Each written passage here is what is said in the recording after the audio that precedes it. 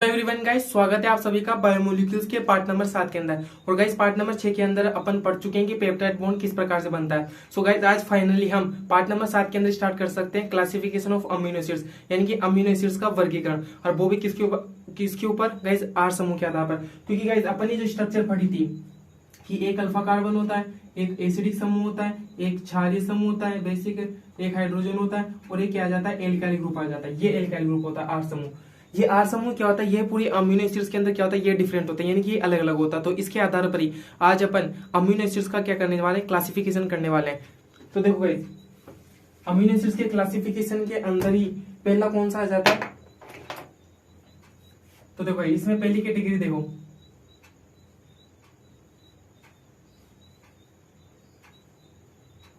जब आर समूह कैसा हो।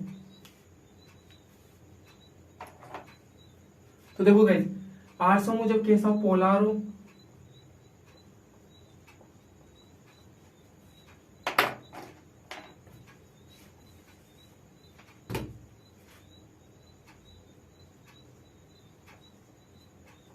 और कैसा हो, चार्ज हो। यानी कि आर समूह कैसा होना चाहिए, पोलार, यानी कि ध्रुवीय होना चाहिए। पोलार को क्या बोलते हैं गाइस, ध्रुवीय।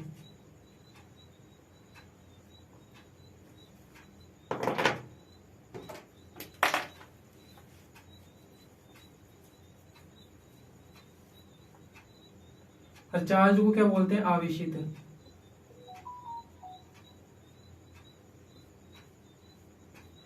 तो पोलार होना चाहिए और प्लस चार्ज रो। और इसके अंदर दूसरी कैटेगरी डिफाइन कर देते हैं अपन,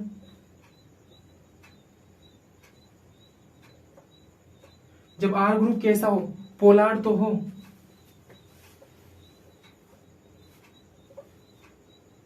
बस चार्ज ना हो, यानी कि अनचार्ज हो।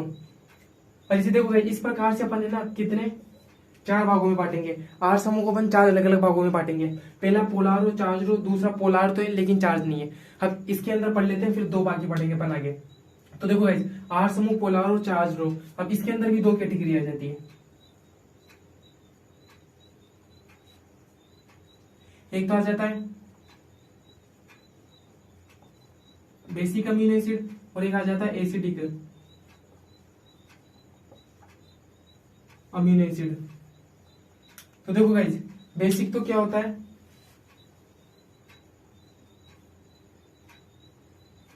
क्षारीय। एसिडिक क्या होता है, अम्लीय।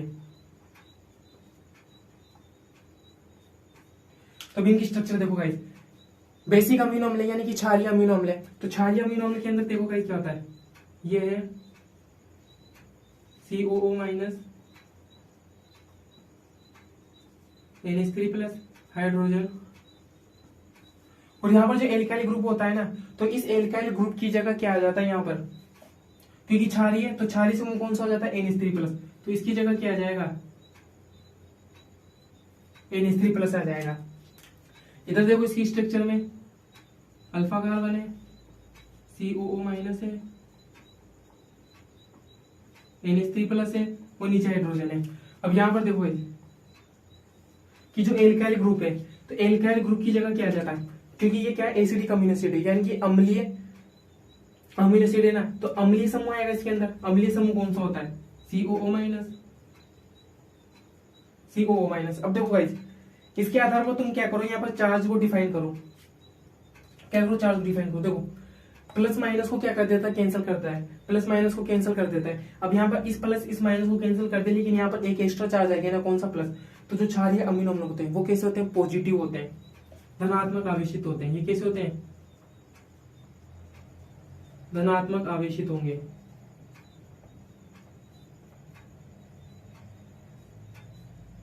यानी कि पॉजिटिवली चार्ज होते हैं।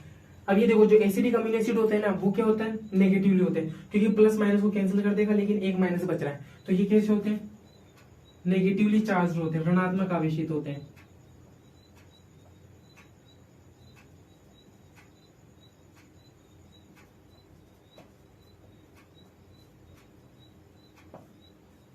यानी कि ये तो कैसे होते हैं, नेगेटिव चार्ज और ये कैसे होते हैं, पॉजिटिवली चार्ज होते हैं।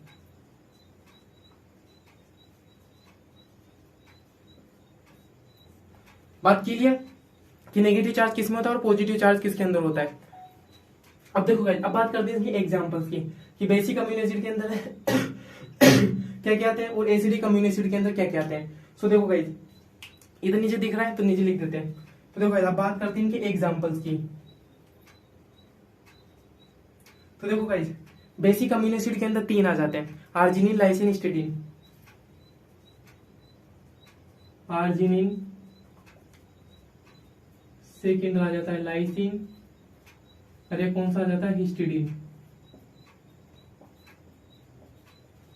आर्जिनिन आ जाता है, लाइसिन आ जाता है और हिस्टिडीन आ जाता है। अब इसमें से भी देखो भाई, जो आर्जिनिन होता है ना, वो सर्वाधिक क्षारीय होता है।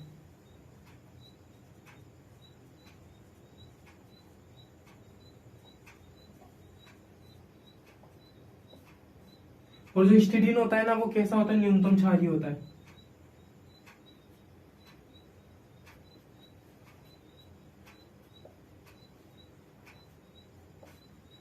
कैसा होता है, न्यूनतम क्षारीय होता है। तो क्षारीय अमीनो अम्ल के अंदर 3 चीजें तीन अमीनो एसिड पढ़ लेते हैं। कौन कौन से, आर्जिनिन, लाइसिन और हिस्टिडीन। और ये कैसे होते हैं, पॉजिटिवली चार्ज होते हैं। अब बात करते हैं एसिडिक अमीनो एसिड की। नेगेटिव चार्ज होता है, कैसा होता है इनके ऊपर, नेगेटिव चार्ज होता है। इनके ऊपर कैसा होता है, नेगेटिव चार्ज होता है। अब इसके अंदर देखो गाइस, इसके अंदर कौन कौन से आ जाते हैं,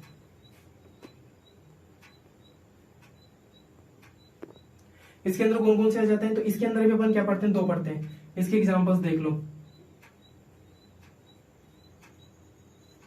इसके अंदर कौन कौन से आ जाते हैं, एक तो आ जाता है एस्पार्टिक एसिड,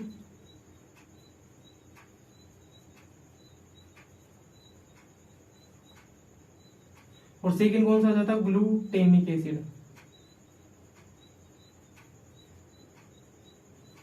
एस्पार्टिक एसिड को एस्पार्टेट भी बोल सकते हैं अपन।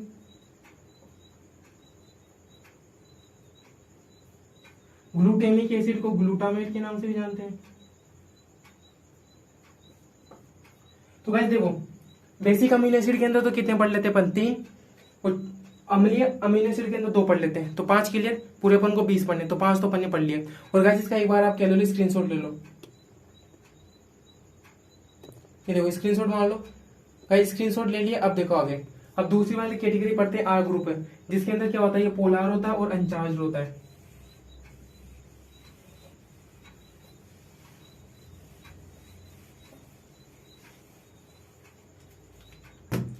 तो अब स्टार्ट करते हैं दूसरी कैटेगरी।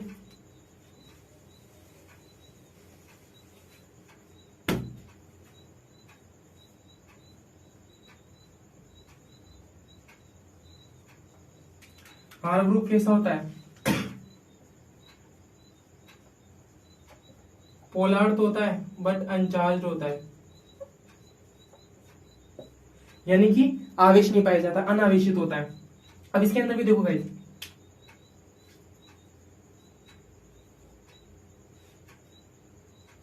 पहली कैटेगरी में तो क्या आ जाता है, आर ग्रुप क्या हो, OH हो, यानी कि हाइड्रोक्सिल हो। दूसरी में क्या आ जाता है कि आर ग्रुप जब अमाइड हो,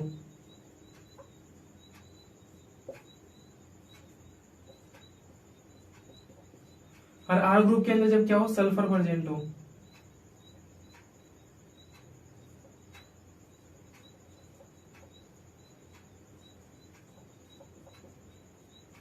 तो इसके अंदर भी 3 कैटेगरी पढ़ लेंगे। एक तो जिसमें क्या हो, हाइड्रोक्सिल समूह प्रेजेंट हो, वो इसको क्या बोलते हैं, हाइड्रोक्सिल।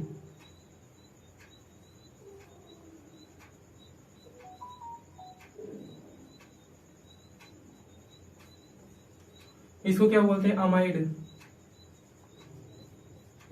और वो तो सल्फर आ ही जाता है। अब देखो इसकी आपको एग्जांपल याद रखने कौन कौन से। इसके अंदर भी 2 एग्जांपल आ जाते हैं कि आर समूह, जिसके अंदर हाइड्रोक्सिल समूह पाया जाता है, हाइड्रोक्सिल ग्रुप पाया जाता है। क्या पाया जाता है, हाइड्रोक्सिल ग्रुप पाया जाता है। इसके अंदर 2 एग्जांपल याद रखने आपको, सेरीन और एक आ जाता है 3-ओइनिन। ये देखो गाइस, पोलार तो होते हैं, यानी कि जल में तो घुलनशील होते हैं, बट इनके ऊपर चार्ज नहीं पाया जाता। दूसरी कैटेगरी के अंदर अमीन, इसमें सेरीन 3-ओइनिन, तो इसके अंदर भी 2 आ जाते हैं। इधर सेरीन 3-ओइनिन आकर, इधर एस्परजाइन। ग्लूटामीन आ जाता है।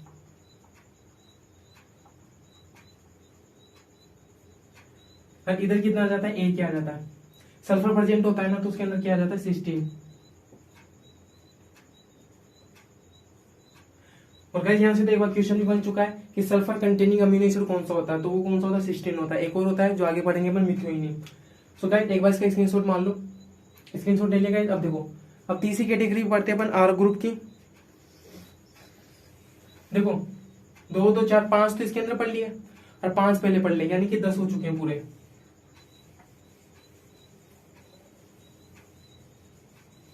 अब देखो तीसरी कैटेगरी कौन सी आ जाती है,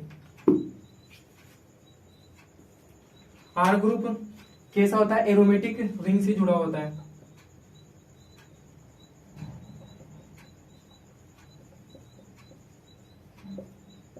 यानी कि ये बेसिकली कैसे होते हैं, aromatic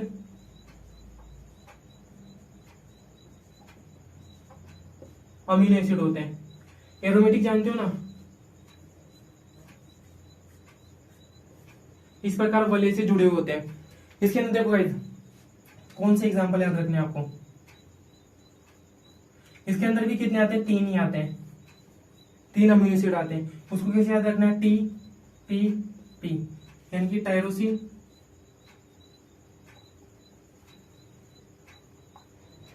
T T P. Tyrosine आ जाता है, ट्रिप्टोफेन आ जाता है, और फिनाइल एलिनिन आ जाता है।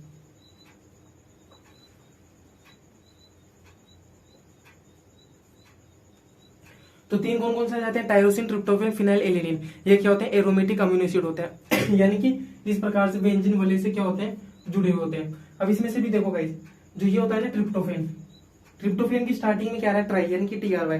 तो गाइस कोशिश करना है, क्या होता है, सबसे कठिन होता है। कि अपन जो कोशिश करते हैं वो क्या होता है, सबसे कठिन होता है। तो इसको इस प्रकार से याद रख सकते हैं कि जो ट्रिप्टोफेन होता है ना, वो सबसे जटिल,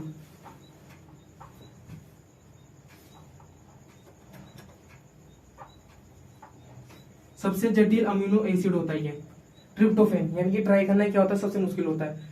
अब देखो गाइस, यहाँ पर एक नोट पॉइंट है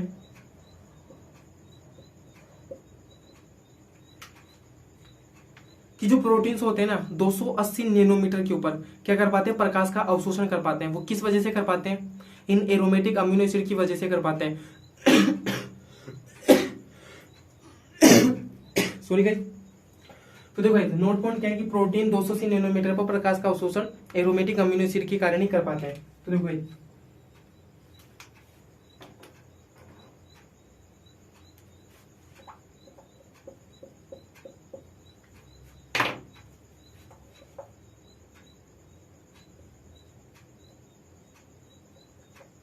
प्रोटीन 280 नैनोमीटर पर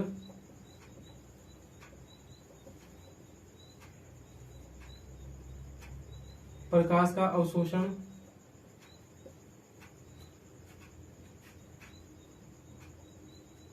इन्हीं एरोमेटिक अमीनो एसिड के कारण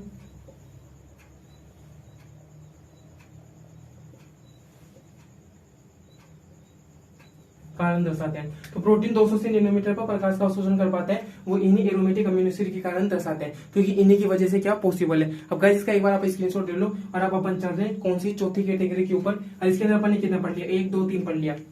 देखो क्षारीय अमीनो अपन ने 3 पढ़े, arginine, lysine, histidine. Acidic amino acid अपन ने 2 पढ़े, एस्पार्टिक एसिड, ग्लूटामिक एसिड। फिर आ जाता कौन सा, आर ग्रुप, जो कि पोलार होता है बट अनचार्ज होता है। उसके अंदर अपन ने कितने पढ़ लिए थे, 5 उधर हो गए थे, और इधर कितने पढ़ लिए थे, 5 पढ़ लिए थे। सेरिन, थ्रियोनिन, एस्परजाइम, ग्लूटामाइन और सिस्टीन। तो 5 5 कितने हो गए, 10 हो गए। तीसरी कैटेगरी पढ़ी अपन ने, आर ग्रुप एरोमेटिक रिंग से जुड़ा होता है, इनकी एरोमेटिक अमीनो एसिड, इसमें 3 पढ़ लिए, टायरोसिन, ट्रिप्टोफेन और फिनाइल एलिनिन। कितने हो गए, 10 और 3 13 हो गए। अब बाकी कितने बच रहे, 7 बच रहे। तो उन 7 को देखते हैं अपन कि वो 7 कौन कौन से होते हैं। अब देखो गाइस, इस चौथी कैटेगरी के अंदर है ना, जो आर ग्रुप होता है, आर ग्रुप होता है वो कैसा हो जाता है, नॉन पोलर हो जाता है।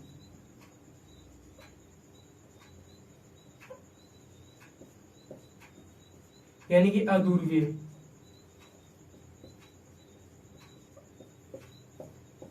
नॉन पोलर होता है यानी कि अध्रुवीय होता है। अब इसके अंदर अपन को कितने 7 याद रखने, कितने हो जाते हैं 7 आ जाते हैं। 7 कौन कौन से आ जाते हैं?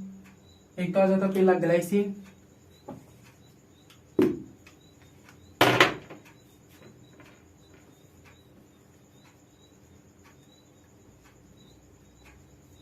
दूसरा आ जाता है alanine,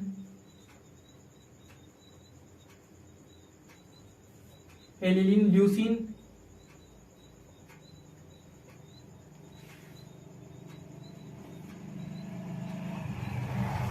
isoleucine, glycine, alanine, leucine, isoleucine, फिर आ जाता है वेलिन, वेलिन हो गया, और एक आ जाता है मिथ्योनिन,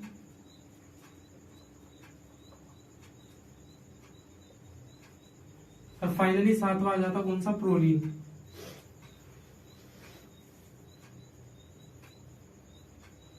अब देखो गाइस, अपन ने कितने पढ़े? 7 पढ़े। Glycine, alanine, leucine, isoleucine, valine, methionine, अब प्रोलीन आ जाता है। ग्लाइसिन क्या होता है? सबसे सरलतम अमीनो एसिड होता है।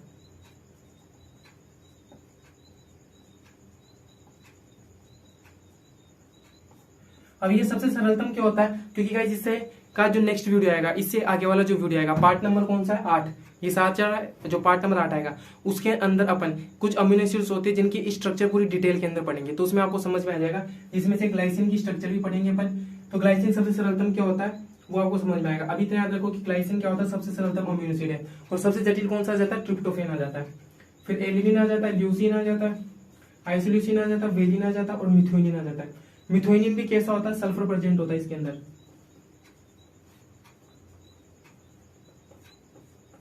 तो देखो भाई, सल्फर किस किस के अंदर प्रेजेंट होता है? वो 2 अमीनो एसिड है, आपको 2 याद रखने। एक तो कौन सा जाता है? मिथ्योनिन आ जाता है, और एक सिस्टीन आ जाता है। तो सिस्टीन और मिथ्योनिन 2 ऐसे अमीनो एसिड है जिनके अंदर सल्फर पाया जाता है। पर दोनों में कितना डिफरेंस है? क्योंकि मिथ्योनिन तो कैसा होता है? नॉन पोलर होता है, और वहीं पर जो सिस्टीन होता है वो पोलर होता है, बट उस पर चार्ज नहीं पाया जाता, अनचार्ज होता है। और प्रोलीन, देखो प्रोलीन क्या होता है? अमीनो एसिड तो है लेकिन सामान्य अमीनो एसिड नहीं है, असामान्य अमीनो एसिड। क्यों? क्योंकि देखो अमीनो एसिड जब मिलकर पेप्टाइड बॉन्ड बनाते हैं ना, तो उसके अंदर कौन से समूह काम आता है? एक तो अम्लीय समूह काम आता है COOH, और एक क्षारीय समूह काम आता है NH2। इससे पहले वाली वीडियो के अंदर मैंने आपको बता दिया है मैंने। तो देखो इसके अंदर क्या होता है कि ये जो पेप्टाइड बॉन्ड बनाते हैं तो वो पेप्टाइड बॉन्ड नहीं बन पाता, क्योंकि इसकी स्ट्रक्चर भी क्या होती है? थोड़ी बहुत ऐसी होती है। तो इसमें क्या होता है कि प्रॉपर पेप्टाइड बॉन्ड नहीं बन पाता, आपको तो इतना से याद रखो। तो प्रोलीन क्या है? असामान्य अमीनो अम्ल है।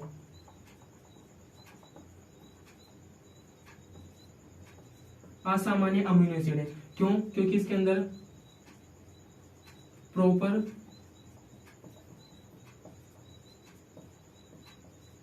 पेप्टाइड बॉन्ड नहीं बन पाता। बात क्लियर? जिस वजह से इसे क्या बोलते हैं? Immuno acid. इसे क्या बोलते हैं गाइस? Immuno acid.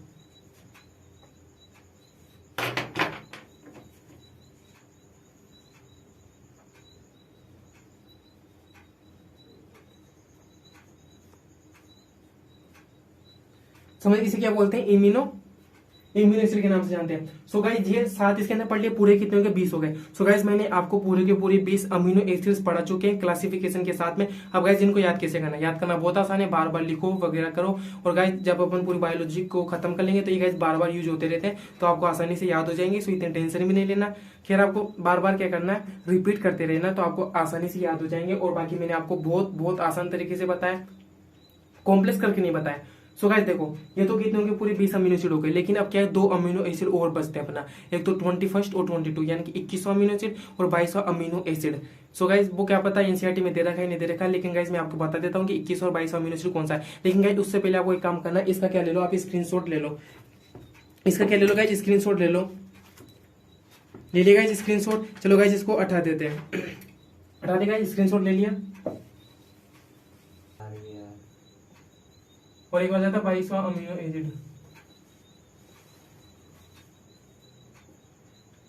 तो देखो गाइस 21वां अमीनो एसिड तो क्या कौन सा होता है? सेलिनोसिस्टीन,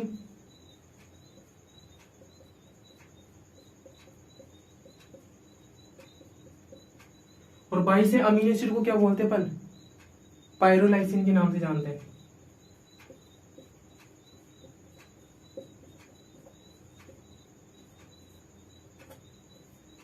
तो गाइस ये दोनों अमीनो एसिड भी क्या करना है, आपको याद रखना है।